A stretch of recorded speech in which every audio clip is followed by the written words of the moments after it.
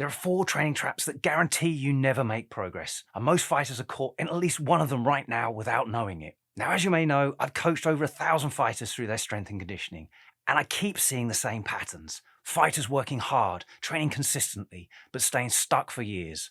Why? Because they're caught in a trap that keeps them working hard on the wrong things. Today, I'm breaking down the 4 traps, and more importantly, how to recognize which one you're in, because until you diagnose the problem, you can't fix it. To understand these traps, I need to introduce a model I use with every fighter I coach. It's called the optimal performance pyramid.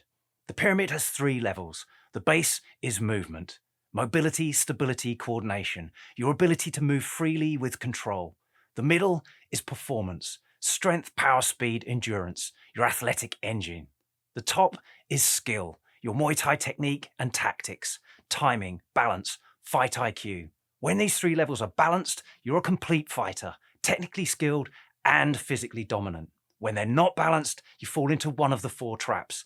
Let's break them down. Before we dive in, if you want to find out which traps you're stuck in, I've built a free assessment tool that diagnoses exactly that. Takes 5 minutes, links in the description. The first trap is the overpowered trap. This is the fighter who jumps straight into strength and conditioning without building the movement foundation first. You're strong, your gym numbers are solid, but you tell me, Don, I can deadlift twice my body weight, but my kicks feel like they're moving through mud.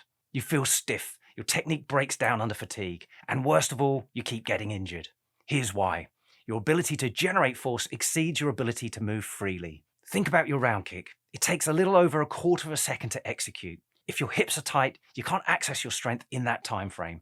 You're driving with the brakes on. Your power leaks out before it reaches the target. And here's the injury piece that most people miss. Muscles adapt to training faster than tendons, ligaments, and joints. When you push heavy weights before your connective tissue is ready, you're putting a Ferrari engine inside a go-kart chassis. Eventually, the suspension snaps.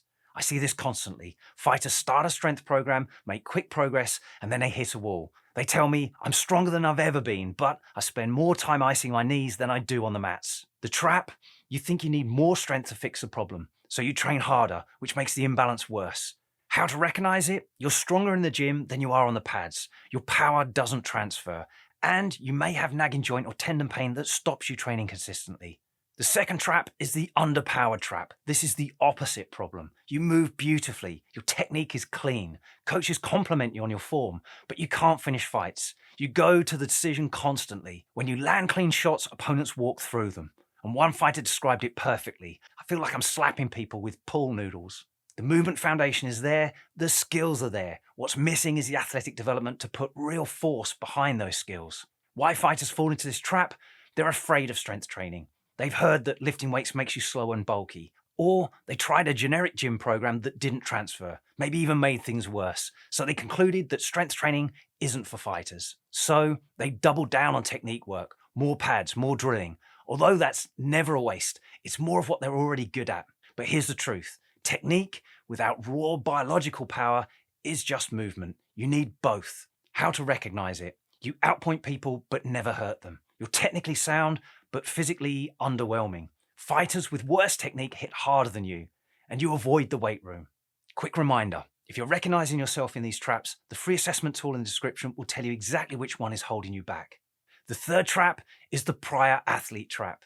This is the fighter who came to Muay Thai from another sport, maybe football, wrestling, CrossFit, or military training. You have an athletic background. Your conditioning is excellent. Your strength is above average, but fighters with half your athleticism keep beating you. One guy told me, I dominate the conditioning rounds, but as soon as we're actually sparring, guys with dad bods are picking me apart. Why this happens? You're leaning on your athleticism instead of developing skill. When you're stronger and fitter than everyone else, you can muscle through situations that should require technique and tactics. You can survive the mistakes that would punish a less athletic fighter, so you never learn the lessons, you never develop the skills. And when you face someone who's both skilled and athletic, you get exposed. The trap? Your athleticism masks your technical and tactical weakness. You feel like you're winning until you're not. How to recognize it? You're in better shape than most of the people at your gym, but your fight results don't reflect it. You rely on pressure and pace instead of timing and technique. And when you're tired, you have nothing to fall back on. The fourth trap is the program hopper trap. This is the fighter who's always starting something new. You read an article about mobility, so you spend 2 weeks on movement work.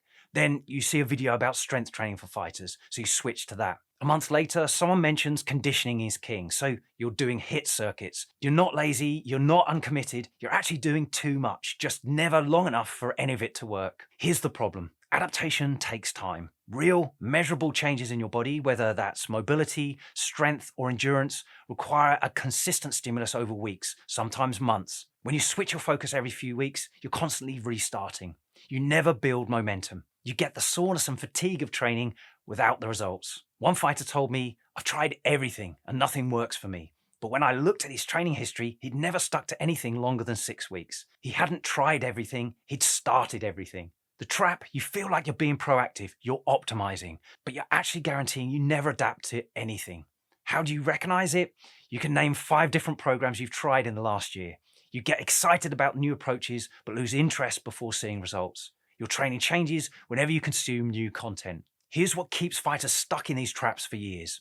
Whatever you're already good at, you do more of. If you're strong, you lift more. If you're technical, you drill more. If you're fit, you condition more. If you like learning new things, you keep switching programs. It feels productive. You're working hard, but you're working hard at the wrong things. Either failing to meet the minimum performance thresholds or constantly resetting before adaptations occur. The fix is uncomfortable. You have to spend time on the thing you're worst at, the thing that doesn't feel productive, the thing that bruises your ego, and you have to stay there long enough for it to actually work. When you have a missing piece, that's where the progress is, not in doing more of what you're good at, in fixing what's actually broken and giving it time. If you're not sure which trap you're stuck in, I built a free assessment tool that identifies exactly where your training is breaking down and what you should focus on first. Over 1,000 fighters have used it and finally understand what's been holding them back. It takes 5 minutes and the link's in the description. Next week, I'm breaking down why going all out after a break, whether it's a new year, a holiday, or just time off,